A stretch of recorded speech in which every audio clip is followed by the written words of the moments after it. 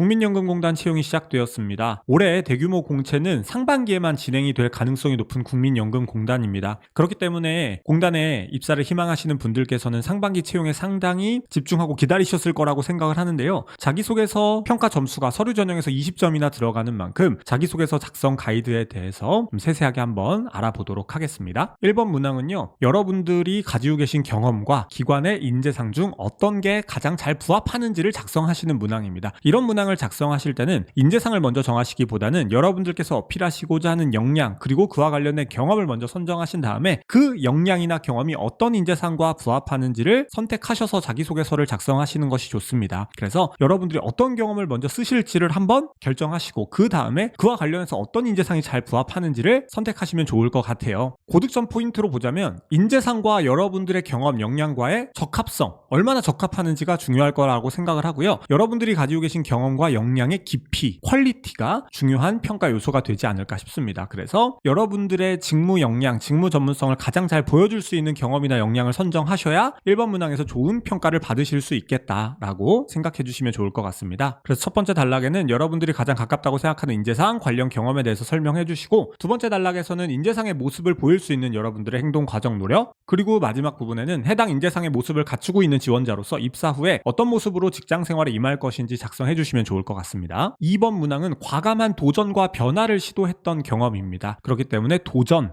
변화에 대해서 물어보는 문항이라고 볼 수가 있는데요. 어떠한 이유로 도전을 하셨으며 그러한 도전이 본인에게 얼마나 높은 난이도였는지, 그리고 도전을 성공으로 만들기 위해서 어떠한 노력을 하셨는지가 중요한 문항이라고 볼 수가 있습니다. 도전 경험은 직무 관련 도전일 필요는 없습니다. 물론 직무 관련된 도전 경험이면 좋지만 꼭 직무 관련 도전일 필요는 없는데요. 그리고 또한 도전은 꼭 결과가 성공이어야 하는 것은 아닙니다. 성공이지 않더라도 도전하는 것 자체로도 의미가 있으며, 도전을 통해서 실패를 하셨다라고 하더라도 그 경험을 통해, 그 도전을 통해 여러분들이 또 배운 점이나 느낀 점이 있으실 테니까 꼭 성공일 필요는 없습니다. 하지만 중요한 건 왜 도전을 하셨으며 도전을 성공으로 만들기 위해 얼마나 노력하셨는지가 중요하다. 그래서 이 부분에 포커스를 맞춰서 자기소개서를 작성해 주시면 좋을 것 같아요. 실패를 무릅쓰고 도전하셨던 여러분들의 도전 정신이 잘 드러나는지, 기존의 것과 다른 여러분들만의 변화를 위한 노력이 잘 드러나는지를 위주로 작성해 주시면 좋을 것 같습니다. 그래서 첫 번째 단락은 관련 경험 설명해 주시고요. 왜 도전이나 변화가 필요하다라고 느끼셨는지, 그리고 두 번째 단락에서 포커스를 맞추실 부분은 도전이나 변화를 성공으로 만들기 위한 노력, 그로 인해 거둔 성과 및 그 도전 경험을 통해 느낀 점 함께 작성해 주시면 좋을 것 같습니다. 3번 문항은 직무 전문성을 물어보는 문항입니다. 그래서 여러분들이 직무 전문성을 갖추기 위해 기울인 노력과 그 전문성이 공단 직무 수행에 어떠한 도움이 될 수 있을지를 작성해 주셔야 하는데요. 지원 직무를 분석하셔서 지원 직무에 필요한 역량을 리스트업 해보신 다음에 여러분들이 과거 경험을 통해서 증명할 수 있는 역량, 그리고 그 역량을 입사 후에 어떻게 발휘하실지를 순차적으로 작성하셔야 됩니다. 역량을 갖추기 위해 노력하신 경험과 역량을 입사 후에 발휘하실 계획에 대한 분량은 5대5 정도로 쓰셔도 되고요. 길게는 7대3이나 3대7 정도의 비율로 작성을 하시는 게 좋을 텐데요. 여러분들이 역량을 갖추기 위해 노력하신 경험만 너무 쓰시기보다는